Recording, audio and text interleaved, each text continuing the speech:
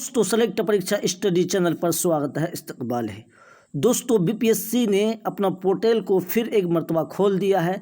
दोस्तों देखते हैं कौन इसमें फॉर्म भरने वाला है, कौन आवेदन करने वाला है। दोस्तों न्यू आवेदन होने वाला है कितने तारीख से। दोस्तों इसमें तारीख आपका दिया गया है 4 जून से लेकर के 10 जून तक आपका तारीख दिया गया है। कौन इसमें फॉर्म भरेंगे उस पर हम बात करने वाले हैं। आपसे गुजारिश यही होगा कि आप इस वीडियो को आखिर तक ज़रूर देख करके जाइएगा। जिस तरीके से आप जानते हैं कि माननीय यानी उच्च न्यायालय पटना द्वारा ये CGI था, ये CWGC नंबर इतना था, ठीक है।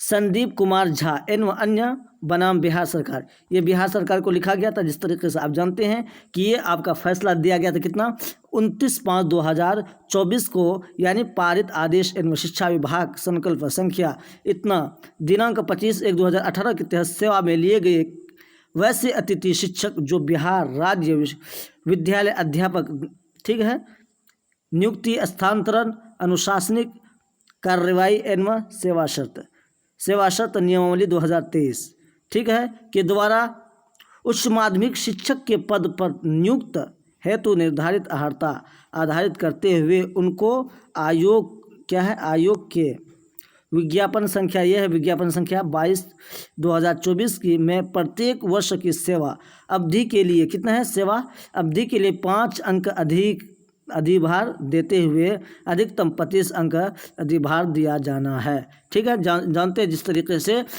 हाई कोर्ट में एक केस किया था और इसमें हाई कोर्ट ने कहा था आप जल्दी सोच करके विचार कीजिए, उसके बाद लेटर जारी हुआ था।